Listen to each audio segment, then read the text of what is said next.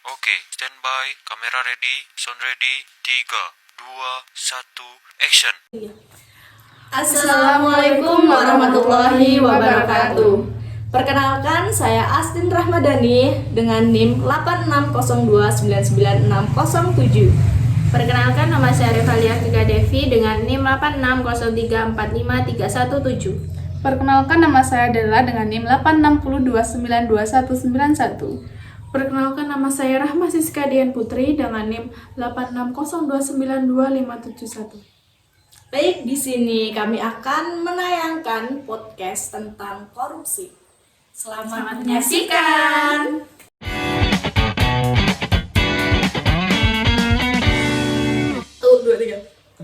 Halo semuanya, selamat datang di podcast hari ini. Podcast hari ini membahas tentang korupsi di Indonesia. Mulai dari apa faktor penyebabnya, kemudian apa dampaknya, dan upaya pencegahannya. Tentunya bersama saya, Astin, sebagai host pada podcast hari ini. Dan saya di sini tidak sendiri. Saya akan ditemani oleh 3 bintang tamu istimewa. Kita panggilkan saja bintang tamu yang pertama, ada Rahma Dian Siska. Halo. Selamat dulu. Terima kasih. Kemudian ada bintang tamu yang kedua, kita panggilkan saja, ada Reva.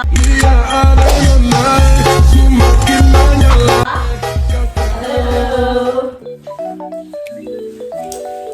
Dan bintang tamu yang terakhir ada Dela. Halo. Oke, gimana nih kabarnya hari ini? Pastinya baik dong. Iyalah, kalau nggak baik kita nggak sampai sini. Ya, Iya ya. Oke, baik teman-teman. Sebelum kita lanjut lebih mendalam, kita harus tahu dulu nih, apa sih sebenarnya korupsi?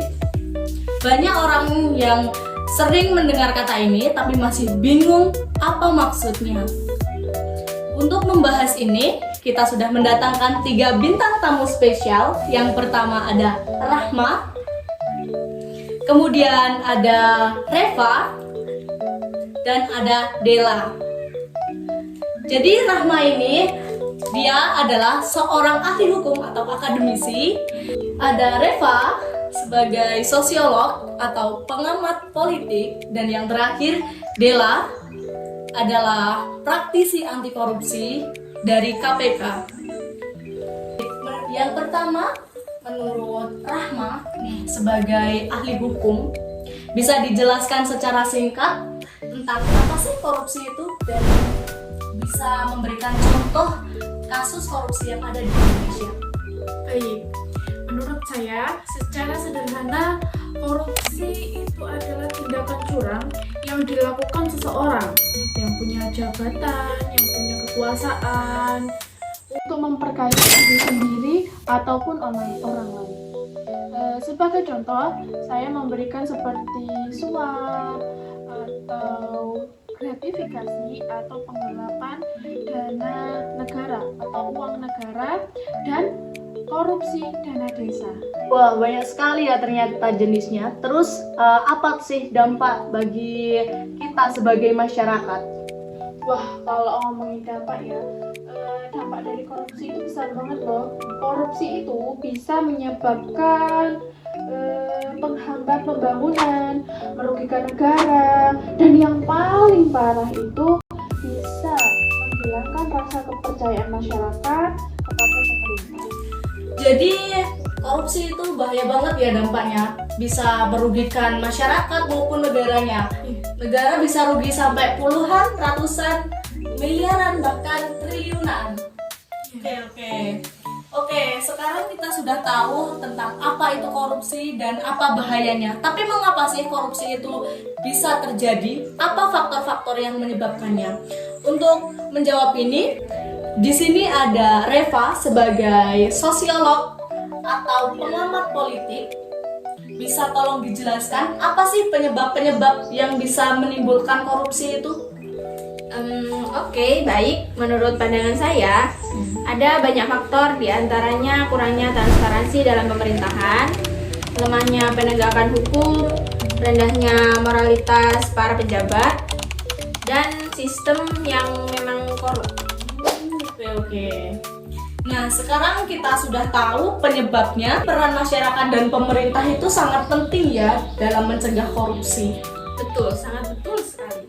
Masyarakat bisa berperan aktif dengan melaporkan tindakan korupsi, menguasai kebijakan pemerintah, dan memberikan edukasi kepada orang lain. Pemerintah juga harus lebih transparan, memperkuat penegakan hukum, dan memperbaiki sistem yang rentan akan korupsi. Oke. Jadi kita sudah tahu apa penyebabnya. Kemudian muncullah pertanyaan lagi, upaya apa yang sudah dilakukan untuk mencegah korupsi?